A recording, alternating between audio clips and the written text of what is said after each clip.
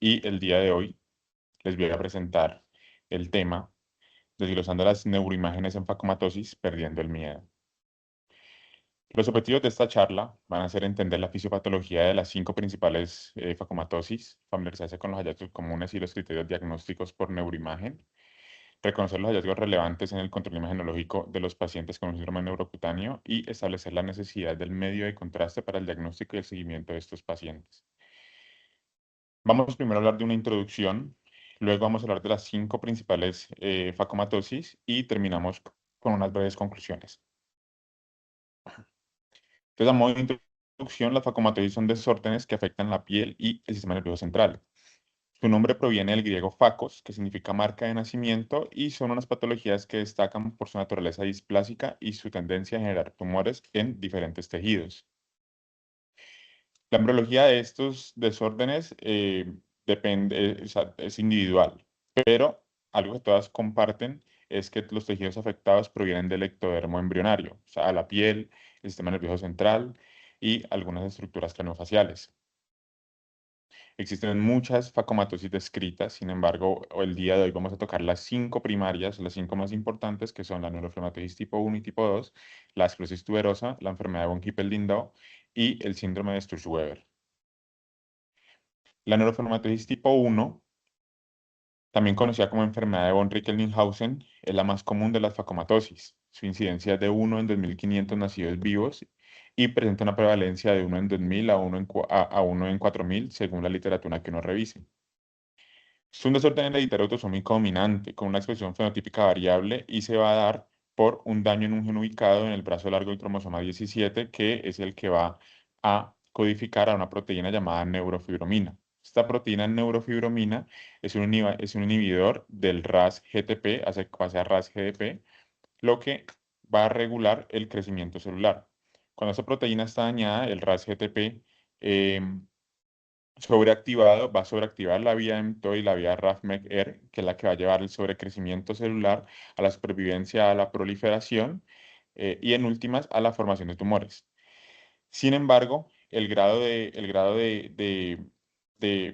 como el grado de expresión fenotípica va a depender del tipo de mutación que se produzca. Hay unas mutaciones llamadas sin sentido que generan un fenotipo más agresivo y además esta se rige, la neurofibromatiosis tipo 1 se rige bajo una hipótesis llamada la hipótesis del segundo golpe de Knudson, que es una hipótesis en la cual, si bien el trastorno es autosómico dominante, para que una célula desarrolle la normalidad necesita que los dos alelos estén dañados. O sea, todas las células tienen un alelo dañado, el dominante, pero van a seguir funcionando con normalidad hasta que otro alelo se dañe. Eso explica por qué estos síntomas aparecen como en unos grupos focales de células. Y tenemos que tener en cuenta que esta neurofibromina está más expresada en el sistema nervioso central y la piel, lo que explica pues dónde aparecen los síntomas de estos pacientes. Los criterios diagnósticos, vamos a tener un grupo A y un grupo B. El grupo A van a ser 6 o más manchas café con leches, 2 o más neurofibromas de cualquier tipo o un neurofibroma plexiforme, efélides o pecas axilares o inguinales, 2 o más nódulos de Lisch, que son estos nódulos que aparecen en el iris, gliomas ópticos o un glioma óptico por lo menos, lesiones características óseas, como por ejemplo la displasia de las esfenoides o el adelgazamiento de los huesos largos. Y el grupo B es que haya un familiar de primer grado que cumpla los criterios del grupo A y que el paciente cumpla por lo menos uno de los criterios del grupo A. Como podemos ver, de los 6 criterios diagnósticos del grupo A, por lo menos 3 son visualizables por neuroimagen. Esta es una mnemotecnia que habla acerca de la neurofibromatiosis tipo 1, café spot, en la que tenemos las manchas café con leche, las pecas inguinales y axilares, los neurofibromas y los neurofibromas plexiformes, los amartomas del ojo que son los nódulos de Lisch, las anormalidades esqueléticas, la historia familiar positiva y los tumores ópticos. Pero revisamos el caso de este paciente, un paciente masculino de 7 años con un diagnóstico de neurofibromatosis tipo 1, donde vemos estas imágenes hiperintensas en esta secuencia FLAIR en un corte axial, las cuales se ubican en los globos pálidos de manera bilateral de predominio izquierdo. Estas imágenes hiperintensas corresponden a áreas focales de intensidad de señal, o por sus siglas en inglés, FASI. Los FASI son un hallazgo común que presentan el 70% de los pacientes con neurofibromatosis tipo 1 Y la localización más frecuente o más descrita son los ganglios de la base, el cerebelo y el tallo. Sea por un aumento de volumen en la sustancia blanca por mielopatía espongiforme y vacuolización de la mielina. Lo importante es que estos no generan efecto de masa y cambian de tamaño con la edad. Crecen aproximadamente hasta los 10 años y a partir de los 10 años empiezan a disminuir en tamaño. Como por ejemplo en el caso de este paciente masculino de 7 años, donde vemos estos fasci en los globos pálidos de manera bilateral de predominio, en este caso derecho, y a los 11 años ya vemos que el del lado izquierdo desapareció y el del lado derecho ha disminuido marcadamente de tamaño. Como ya sabemos, en T2 son hiperintensos, en T1 son iso o ligeramente hiperintensos y no presentan realce tras la administración de medio de contraste, lo cual es algo importante. Hay una discusión sobre si los FASI debería ser incluido como un criterio diagnóstico, ya que son muy habituales y son casi patognomónicos de la enfermedad. Además, también hay otras localizaciones que pueden aparecer, como por ejemplo el hipocampo, que aunque no es muy reportada, que aunque no aparece muy reportada en la literatura, sí hay estudios que muestran que inclusive el 50% de los pacientes pueden tener fascia en el hipocampo, como por ejemplo en este caso, en este paciente masculino, donde vemos estas señales, ese aumento de la intensidad de señal en el hipocampo de manera bilateral, comparándolo con un control sano, pues el paciente del lado derecho tenía, perdón, del lado izquierdo tenía neurofibromatosis tipo 1. Ahora presentamos el caso de esta paciente, una paciente masculina, una paciente femenina de 15 años, donde en esta secuencia FLAIR axial no vemos ningún FASI y pues en el resto del cerebro no se le veía. Puede que los haya tenido y se hayan desaparecido ya por la edad de la paciente, pero al seguir examinando el estudio en el T2 coronal observamos una asimetría en los nervios ópticos y esta asimetría nos tiene que hacer pensar en un glioma óptico. El glioma óptico es el tumor más frecuente de la neurofibromatosis tipo 1. Aparece del 15 al 20% de los pacientes. La mitad de los pacientes son asintomáticos, la otra mitad pueden desarrollar síntomas progresivos que usualmente llegan a la pérdida de la agudeza visual y a la ceguera y aparecen en niños pequeños con una edad media de 4 años. Histológicamente, en su gran mayoría son astrocitomas pilocíticos. En T1 son isointensos o ligeramente hipointensos y lo que principalmente vamos a ver es el aumento del tamaño del nervio óptico con respecto a el contralateral y en el T1 post contraste puede tener un realce variable, o sea, como puede realzar, puede no realzar. Estos pueden comprometer cualquier porción de la vía óptica, por ejemplo, en este caso estaba comprometiendo el quiasma óptico. Revisemos el caso de este paciente masculino de 12 años, donde vemos esta zona de hiperintensidad señalada en el aspecto mesial del temporal y podemos considerar, pues es un flare axial que se puede tratar de un FASI. Sin embargo, hay dos cosas aquí que me llaman la atención. Uno, que pareciera que esta zona de hiperintensidad de señal está generando una expansión de este aspecto mesial del temporal derecho, algo que no ocurre en los fasis porque los fasis no generan efecto de masa. Y dos, es que a los 7 años, en un estudio previo al mismo paciente, veíamos que ya se observaba la zona de hiperintensidad de señal, pero ha aumentado de tamaño por encima de los 12 años, lo que nos tiene que hacer pensar que esto no se trata de un fasis, sino de un glioma no óptico. El glioma no óptico se presenta en el 1 al 2% de los pacientes con neurofibromatosis tipo 1. Al igual que el glioma óptico, histológicamente son astrocitomas pilocíticos y usualmente son asintomáticos. La fosa posterior es la localización más habitual y en esta localización, por el efecto de masa que pueden generar, pueden llegar a generar hidrocefalia por oclusión del cuarto ventrículo del acueducto. En el T1 son hipointensos, que es una diferencia con respecto a los fasis que son iso o ligeramente hiperintensos, y sí presentan realce tras la administración de medio de contraste, a diferencia de los fasis.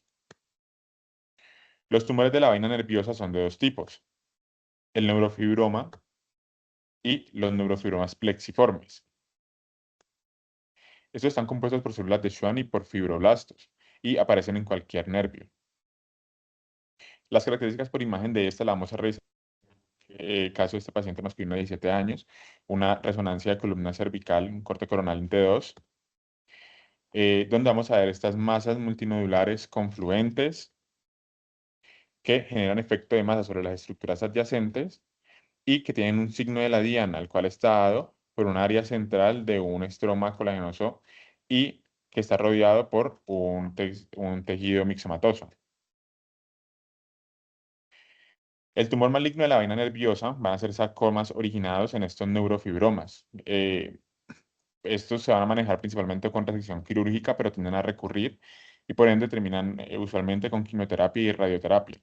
Importante hacer el seguimiento de estos neurofibromas plexiformes para evitar o sea, para estar pendientes que no se vaya a convertir en una transformación maligna, em, aunque es algo muy raro. Las características por imagen que nos tienen que hacer alertar de una transformación maligna van a ser la presencia de edema perilesional, la presencia de un realce periférico tras la admisión de medio de contraste, como vemos en esta imagen, este T1 posterior a la admisión de medio de contraste, donde vemos cómo realza la parte periférica de la lesión y la parte central presenta cambios quísticos, que hay una dimensión mayor de la masa y los cambios quísticos intramurales, lo que va a generar pues, la alteración en el realce en estos tumores. Con dos o más de estos criterios, la sensibilidad para sospechar una transformación maligna de un neurofibroma del 61% y la especificidad del 90%. Miremos ahorita el caso de esta paciente, una paciente femenina de 6 años con un neurofibroma plexiforme, como ya lo habíamos visto, de la órbita derecha. Sin embargo, al seguir revisando el caso, observamos que no solo se presenta un neurofibroma plexiforme, sino que se presenta toda una alteración de la pared posterior de la órbita, dado por una displasia del ala del esfenoides, el cual es un defecto óseo, como podemos ver acá, el ala del esfenoides del lado izquierdo normal y el ala del esfenoides del lado izquierdo del lado derecho se encuentra ausente, y ese es un defecto óseo característico de la neurofibromatosis tipo 1. Esta nos va a generar en la radiografía y en la tomografía un signo que es el signo de la órbita desnuda, y en los casos severos puede generar meningocele o meningoencefalocele. El manejo de este es quirúrgico. También tenemos las ectasias durales y los meningoceles, que son como dos aspectos de la misma enfermedad. Se presentan en el 70% de los pacientes con neurofibromatosis tipo 1 y usualmente son asintomáticos. Pueden estar asociados con escoliosis o con defectos vertebrales, y el meningocele se va a dar por el prolapso de la dura a través de los forámenes de conjunción, mientras que la ectasia dural se da como una indentación de la dura en los cuerpos vertebrales. Esto se van a dar debido a la debilidad ósea que se presenta en la neurofibromatosis tipo 1 y a la ectasia dural, que va a llevar a la protrusión de la dura madre o la indentación de la dura madre en los cuerpos vertebrales. Terminamos con el caso de esta paciente, una paciente femenina de 6 años, donde vemos estos facies en los globos pálidos internos de manera bilateral, como ya lo habíamos visto, ya sabemos reconocerlos. Pero al continuar hablando de la paciente, identificamos en la cisterna supracelular, perdón, estas múltiples estructuras vasculares tortuosas de pequeño tamaño, por presencia de colaterales, lo que nos tiene que hacer sospechar de un síndrome de Moyamoya. Las manifestaciones vasculares de la neurofibromatosis tipo 1 tienen una patogénesis desconocida.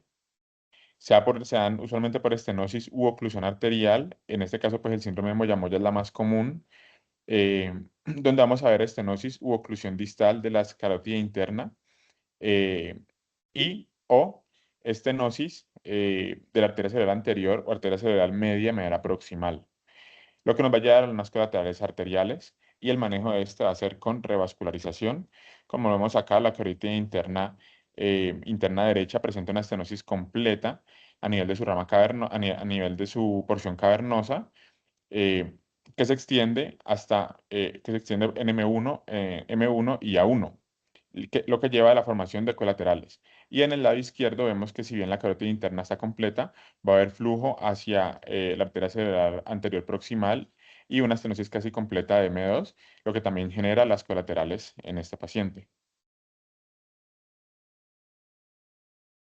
Para el diagnóstico de la neurofibromatosis tipo 1 no es necesaria la realización de neuroimágenes. Los síntomas neurológicos, oftalmológicos o síntomas sugestivos de complicación es lo que va a hacer que el clínico solicite una neuroimagen ya que pudo haber visto deterioro visual, déficit focal, cefaleas persistentes, convulsiones o sospecha de algún tumor intracraneal o plexiforme.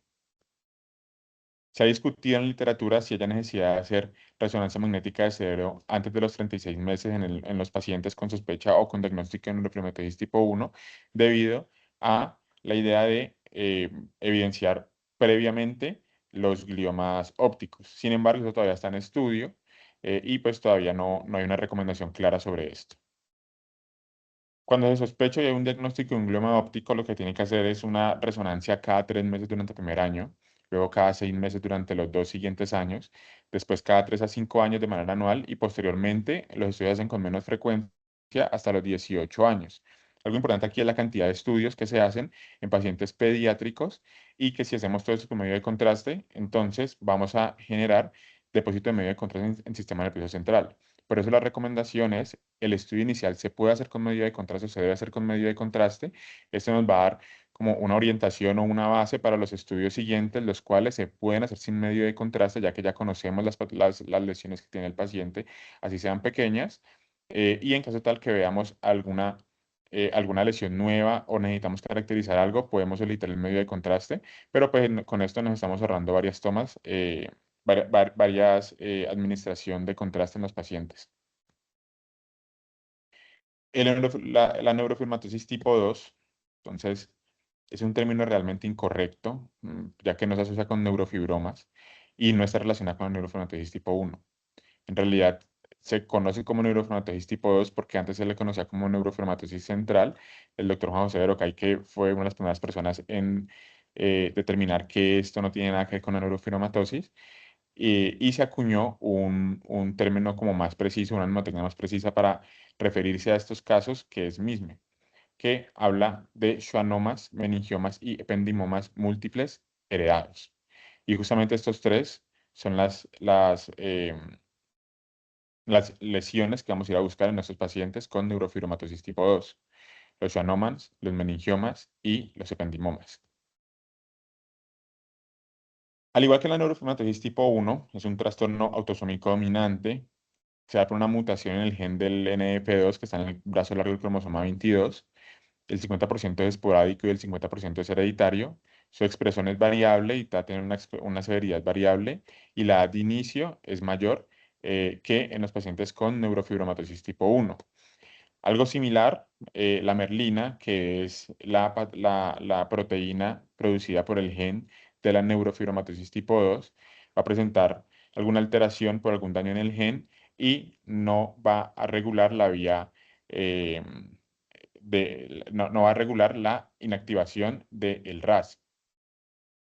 Esto nos va a llevar a una sobreexpresión del RAS, lo que lleva a eh, la sobreexpresión de vías como la vía de mTOR y la vía de RAF-MEK, entre otras, que es lo que nos va a llevar en últimas a la formación de estos, de estos tumores.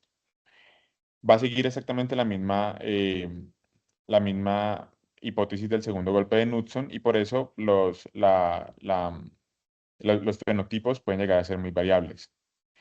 Y a diferencia de la neurofibromina, la merlina se encuentra casi exclusivamente en sistema nervioso central, por lo que los hallazgos de esta no se presentan en la piel como si en la neurofibromatosis tipo 1.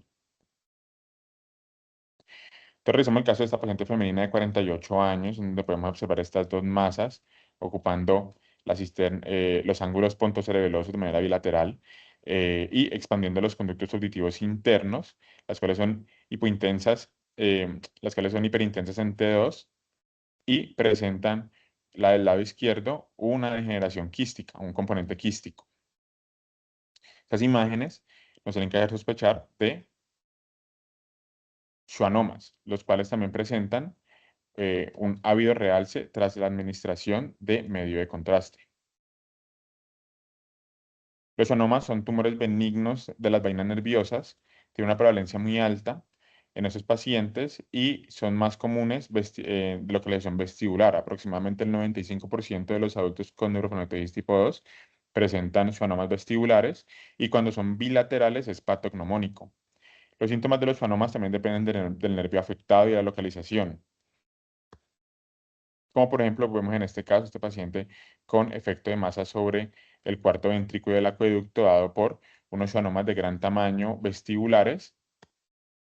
Además, también presentaban schwannomas del quinto par de manera bilateral y del segundo, el del segundo, el cuarto y el sexto par, debido a estas hiperintensidades que se observaban en los senos cavernosos. Además, pues como lo podíamos ver en la primera imagen que les mostré, debido a la ocupación de la fosa posterior y a la obliteración del cuarto ventrículo del acueducto, el paciente presentaba hidrocefalia y vemos acá este artefacto magnético por la colocación de un sistema de derivación ventriculoperitoneal.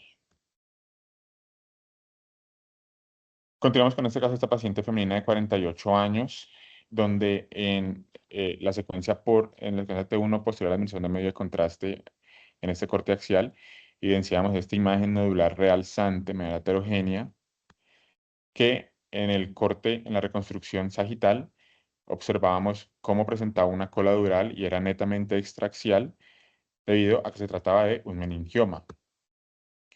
Los meningiomas son el segundo tumor más común de la neurofibromatosis tipo 2. El 50% tienen dos o más en estos casos de neurofibromatosis tipo 2. Suelen ser asintomáticos. La vaina nerviosa del nervio óptico, la base del cráneo y el canal espinal son localizaciones habituales en donde pueden presentar síntomas por compresión y el manejo cuando hay síntomas es quirúrgico. Los lugares más comunes van a ser lados del cerebro, la región frontal, parietal y temporal. Tanto en T1 como en T2 son hipointensos.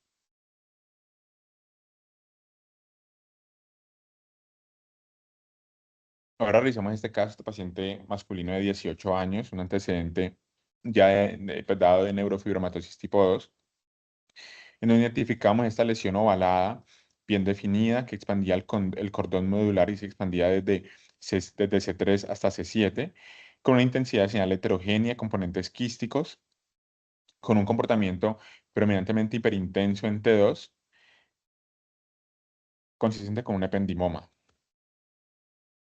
Los ependimomas son tumores medulares de bajo grado. El 53% de los pacientes con neurofibromatosis tipo 2 los presentan. Se da principalmente en la médula espinal, en la médula espinal cervical o en la unión cráneo-cervical. eh, y pueden aparecer múltiples en los pacientes con neurofibromatosis tipo 2. Cuando aparecen múltiples, se va a ver como un hallazgo o un signo que es el signo de la cadena de perlas, debido a que uno va a ir como en proximidad con el otro y va a asemejar eso, una cadena de perlas. Y puede también presentar un casquete de hemosidería en las secuencias potenciadas en T2 en la porción más inferior y en la porción más superior, que es algo muy sugestivo de los ependimomas. En T1 son hipointensos. En T2, en T1 en el T1 posterior a la admisión de medio de contraste observamos que presenta un realce heterogéneo y en T2, como ya lo habíamos visto, es eh, predominantemente hiperintenso. Además, revisamos el caso de este paciente masculino de 17 años con antecedente de neurofibromatosis tipo 2, donde observamos en la sustancia blanca subcortical frontal estas imágenes hipointensas en T1, hiperintensas en T2, consistentes con una meningioangiomatosis.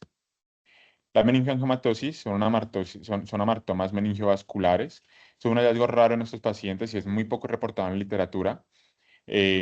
Y algo característico de esto, como para tener en cuenta, es que cuando se asocian con neurofibromatosis tipo 2 son asintomáticos, pero ver esto en un paciente que no tiene neurofibromatosis tipo 2 puede ser,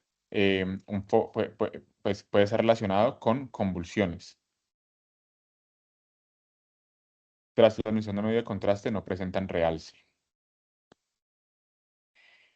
En estos casos, con respecto a neuroimagen, vamos a ver qué parte de la evaluación inicial de estos pacientes va a ser con neuroimagen debido a la presencia de los sonomas vestibulares, a determinar que hay sonomas vestibulares por el riesgo de sordera que pueden generar. Eh, cuando se hace el diagnóstico, tiene que ser una resonancia de control cada 1 o 3 años, según el criterio médico, desde los 10 a los 12 años. Y el medio de contraste, al igual que en neurofibromatossis tipo 1, se beneficia en la imagen inicial, pero en los estudios de control no es necesario, a menos que haya un cambio en la imagen o un cambio en la clínica del paciente que lo amerite. Continuamos con la esclerosis tuberosa, también conocida como enfermedad de Bourneville, perdón. Se caracteriza por la afección multisistémica con desarrollo de múltiples tumores amartomatosos y va a estar dado por la alteración de dos genes, el gen TSC1 que codifica para la amartina y el gen TSC2 que codifica para la tuberina, y juntos van a generar el complejo amartina-tuberina. Este complejo nos va a inhibir la vía del mTOR, y cuando fallan alguna de las dos partes del complejo, pues hay una alteración en la inhibición de la vía, lo que lleva a el sobrecrecimiento y la diferenciación celular. Se ha visto que cuando hay una alteración de la TSC2, o sea, del gen que codifica para la tuberina, hay pues, las características fenotípicas son más severas, y que esta justamente es la más común de las alteraciones. Estas también se van a regir por la hipótesis del segundo golpe de Knudson. A nivel clínico, vamos a ver que hay una triada clásica, que es la triada de Vogt, que habla de convulsiones, discapacidad intelectual y angiofibromas faciales. Sin embargo, esa solo se presenta en el 50% de los pacientes. Eh, y pues como ya les decía, las características clínicas varían marcadamente de paciente a paciente, incluso entre parientes. Esos son los criterios diagnósticos de estos pacientes. Podemos entrar principalmente en los criterios diagnósticos que tienen que ver con imagen, de los que vamos a hablar más adelante. Y esta es una mnemotecnia acerca de los hallazgos más comunes que se ven en estos pacientes, como son los amartomas, los angiofibromas, la regurgitación mitral, las Ashleigh spots, los rhabdomiomas, los tubers corticales, los amartomas ópticos, el-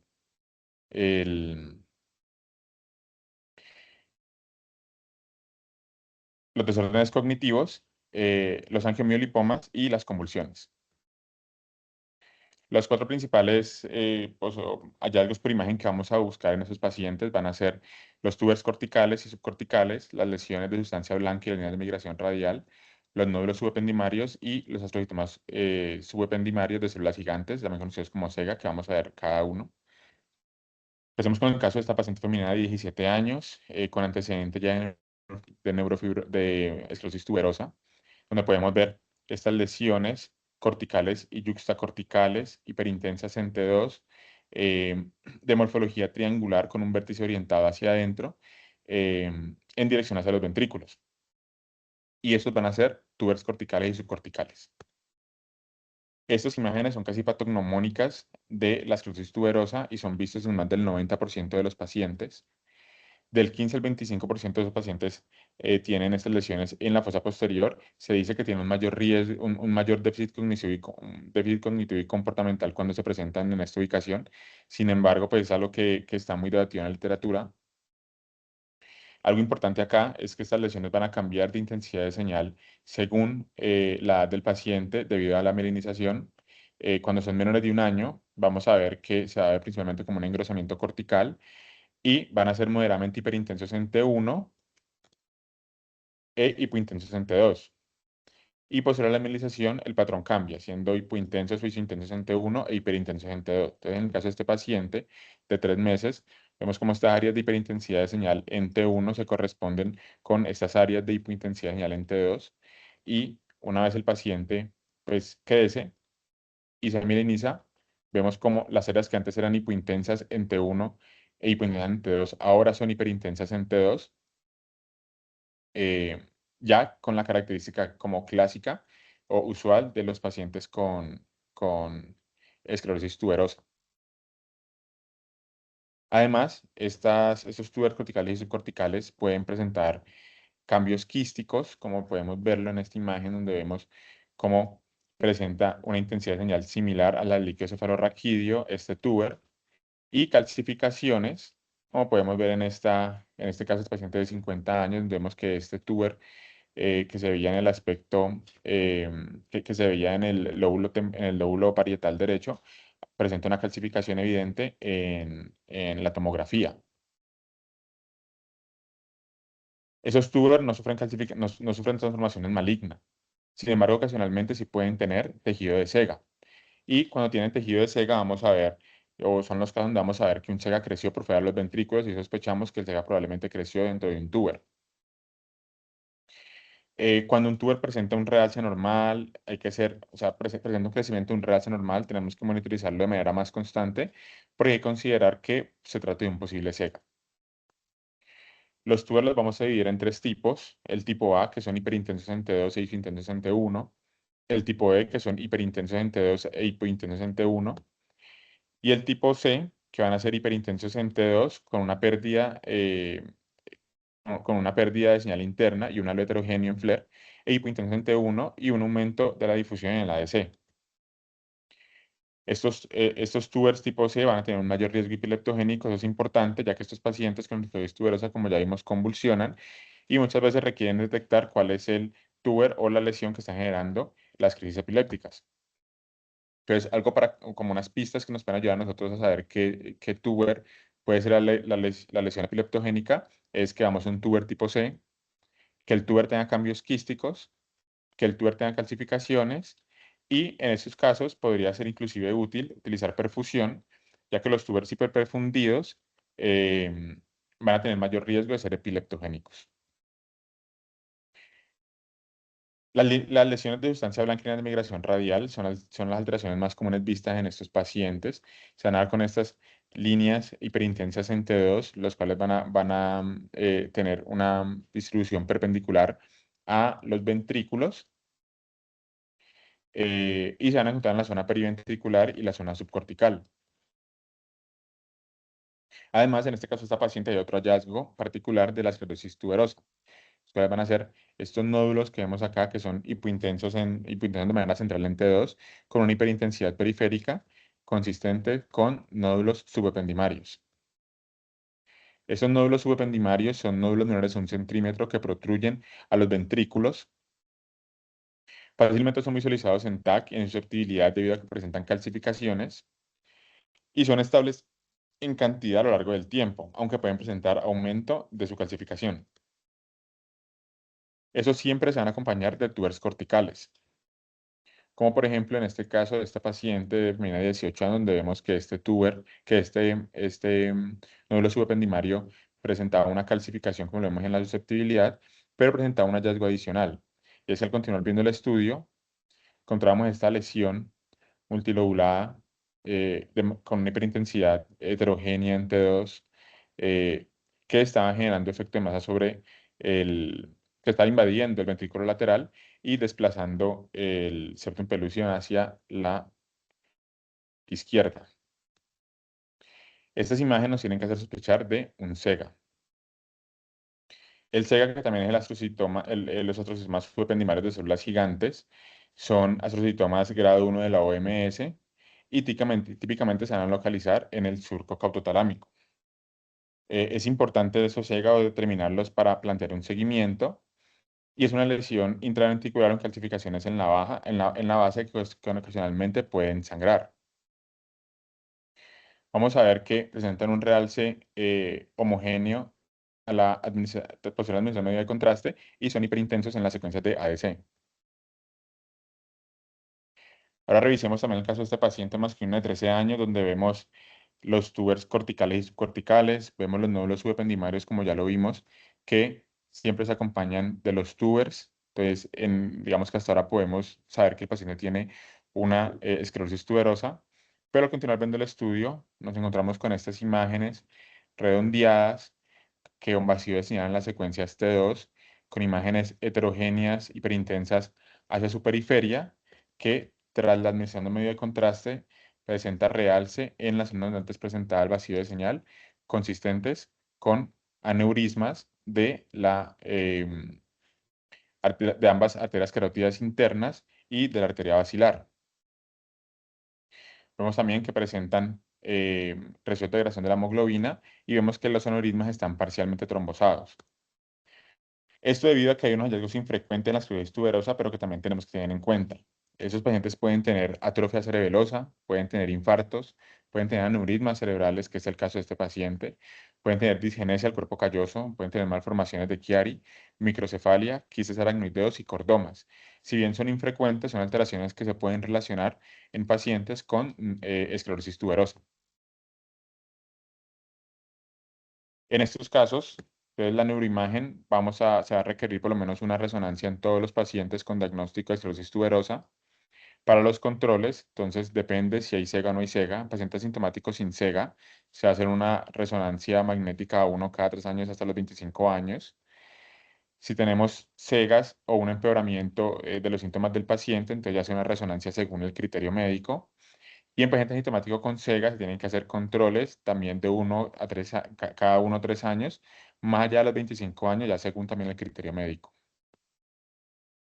Y lo mismo, el uso de medio de contraste va a ser necesario para la primera neuroimagen y para el resto solamente en caso tal de un hallazgo nuevo o un hallazgo alarmante que requiera una mejor caracterización.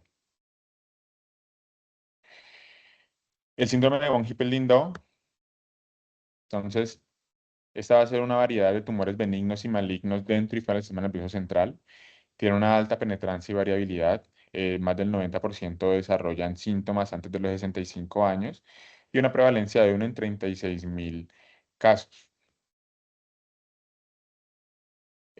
Va a estar dado, o sea, a nivel del sistema nervioso central, nos vamos a centrar principalmente en los hemangioblastomas retinales, cerebrales y espinales y en los tumores del saco endolinfático, pero también está relacionado con carcinoma celular, carcinoma de células claras renales, feocromocitoma, cistoadenomas del epidídimo, angiomas del hígado y del riñón y quistes pancreáticos del riñón, del hígado y del epidídimo.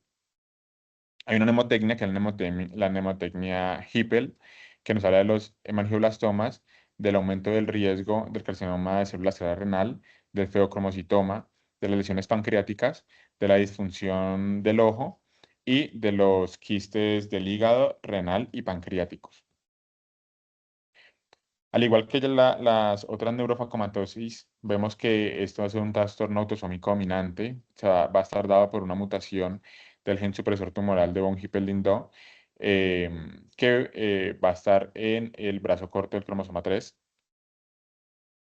Eh, Aquí lo que va a pasar es que el gen para el que codifica la proteína, el gen que codifica la proteína de von Hippel-Lindau, eh, digamos, cuando presenta un daño, va a ser que esta proteína, que lo que hace es detectar la hipoxia, no se produzca y el organismo piensa que está, o sea, las células piensan que están en una hipoxia sostenida y empiezan a generar, eh, empiezan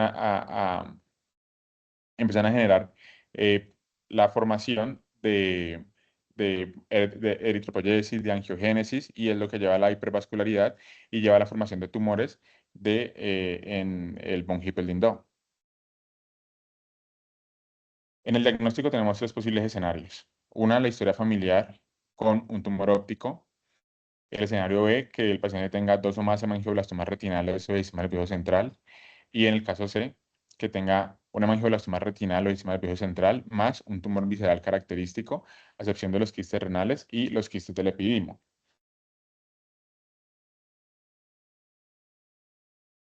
Como por ejemplo en el caso de esta paciente, una paciente femenina de 57 años de nuestra institución, donde vemos en este T1 sagital y en este FLAIR sagital eh, una lesión hipointensa en T1, hiperintensa en T2, localizada en el lóbex, la cual genera algo de edema vasogénico y se expande hacia el bulbo raquídeo y la médula espinal con una discreta siringomelia.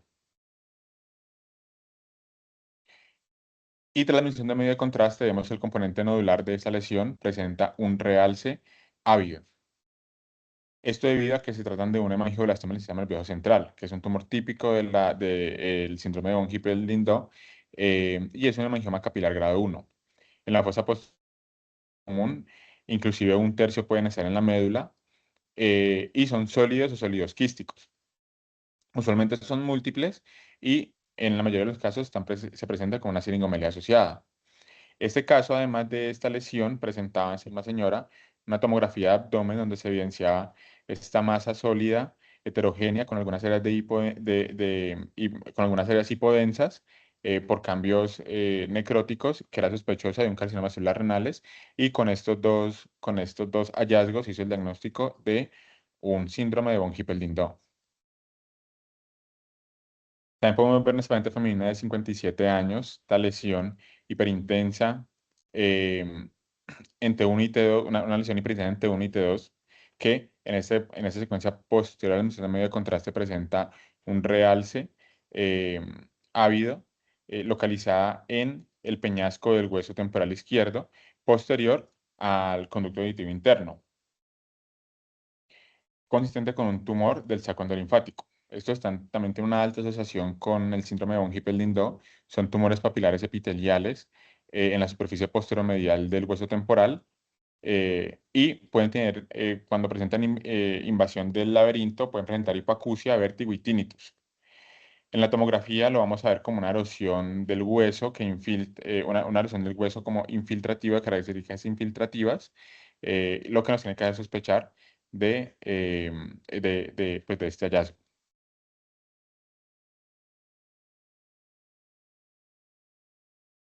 Estos pacientes usualmente se diagnostican en la adolescencia y en la adultez. La resonancia con medio de contraste va a ser el estudio inicial y se van a solicitar resonancia de cerebro y de columna completa, eh, si no hay lesiones cada 1 o 2 años o si hay un hemangiograma conocido de manera anual. También se puede hacer una resonancia con énfasis en el peñasco con medio de contraste cada 2 o 3 años en caso de síntomas eh, pues, relacionados como con hipoacusia. El síndrome de Sturz-Weber es también conocido como la angiomatosis encefalotrigeminal, que es una malformación vascular rara, con una malformación esporádica no heredada. Fue hecha la primera vez por el doctor Zimmer, pero o lleva el nombre del doctor Wilhelm Sturz y el doctor Frederick Weber, que fueron los primeros que la describieron. Eh, y es una malformación, pues lo que le es una malformación vascular rara. Se va a dar por un angioma leptomeningiopial, con múltiples capilares y canales venosos dilatados, con cambios isquémicos, calcificaciones de atrofia cerebral, y va a estar dado por una mutación somática del gen GNAQP, que es el que nos va a llevar a la formación de de estas alteraciones también por la producción o la irregulación de la vía del RAS, eh, y nos va a generar como dos posibles fenotipos: el síndrome de Sturz-Weber o las manchas de vino Oporto, que pueden presentarse sin el resto de hallazgos del Sturz-Weber. Entonces, estas son como las características iniciales de la marca de nacimiento, que es esta marca característica, que es la mancha de vino Oporto, el glaucoma y los síntomas neurológicos, como pueden ser convulsiones y epilepsia farmacoresistente, episodios similares a accidentes cerebrovasculares, migrañas y otros tipos de cefalea, y discapacidad intelectual y problemas de la conducta. Vamos a centrarnos principalmente en estos síntomas neurológicos. Hay una mnemotecnia para eso, que es Sturz W, haciendo referencia a la mancha de vino Porto, al Tram-Traxink, que es, ya ahorita lo vamos a ver, a que usualmente es unilateral, que puede presentar alguna alteración en el desarrollo cognitivo, glaucomas, epilepsia y eh, eh, los, los capilares. Entonces, el hallazgo más frecuente en estos pacientes, el hallazgo diagnóstico de estos pacientes, lo vamos a revisar en este caso, este paciente masculino de 4 años, en este T1 post-contraste, donde vamos a ver este realce leptomelingio lineal prominente, eh, y ese es el único hallazgo directo que tenemos por imagen del Sturz-Weber, y esto se va a dar por el angioma leptomeningio. Este angioma leptomeningio es un criterio diagnóstico del Sturz-Weber, lo que les decía es el único signo directo y no hay una causa clara para él. Se dice que puede ser por una displasia venosa o por una epiplasia del plexo leptomeningio, pero pues en últimas lo que nos va a generar es el realce leptomeningio liso y prominente del área afectada. Además, en este mismo paciente podíamos evidenciar que si bien el área, podemos evidenciar aparte del realce leptomeningio, era que el área afectada presentaba una disminución de su tamaño por un menor volumen de ese hemisferio debido a una hemiatrofia cortical, que es un hallazgo secundario de estos pacientes. Eso se da en estadios más tardíos de la enfermedad, ya que debido a las alteraciones vasculares va a haber una hipoperfusión crónica y una hipoxia, y usualmente está asociado a angiomas leptomeningios. ¿Saben dónde está el angioma leptomeningio? Se produce la hemiatrofia cortical.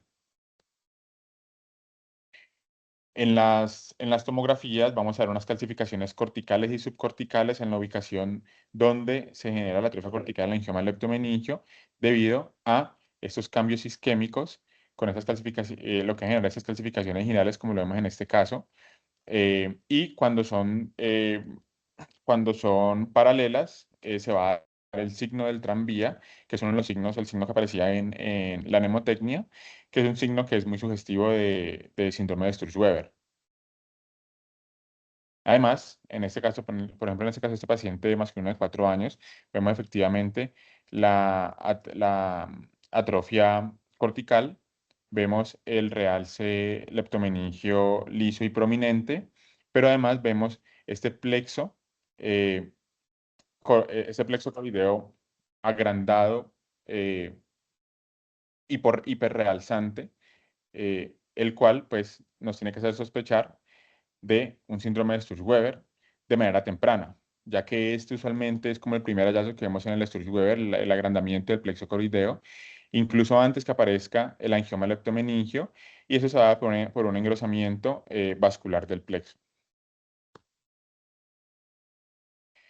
También podemos ver en las órbitas, fijémonos la diferencia en el grosor de la coroides entre la órbita derecha y la órbita izquierda, la órbita derecha más gruesa y más realzante con respecto a la izquierda, debido a un hemangioma coroideo difuso.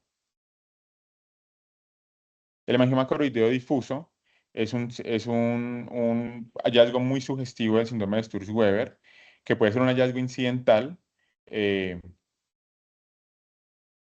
pero puede ser incidental porque no siempre genera síntomas. Usualmente cuando los presentan durante la primera o la segunda década de la vida. Y algo muy importante es que los hemangiomas corideos, o sea, hay dos tipos. Uno el focal, donde vamos a ver una lesión como más tipo masa, más nodular, mientras que el difuso va a ser un engrosamiento más liso, y este difuso, el engrosamiento más liso, es el que nos tiene que hacer a nosotros sospechar un Sturge-Weber. Con respecto a la neuroimagen, entonces vamos a hacer una resonancia magnética inicial antes del primer año de vida para evaluar la extensión de la enfermedad. No se recomiendan controles de rutina posterior a esto, y solo se van a necesitar controles de rutina en un estado posictal o posterior a un evento similar de un ACV, pues posterior a un ACV. Y en este caso, siempre simple. Aquí les cedo como otra vez todas las mnemotecnias que pues, fuimos a lo largo de la charla para como recordar cada una de estas patologías. Y a modo de conclusión, entonces pues la mafomatosis, como ya vimos, es un grupo muy heterogéneo de enfermedades.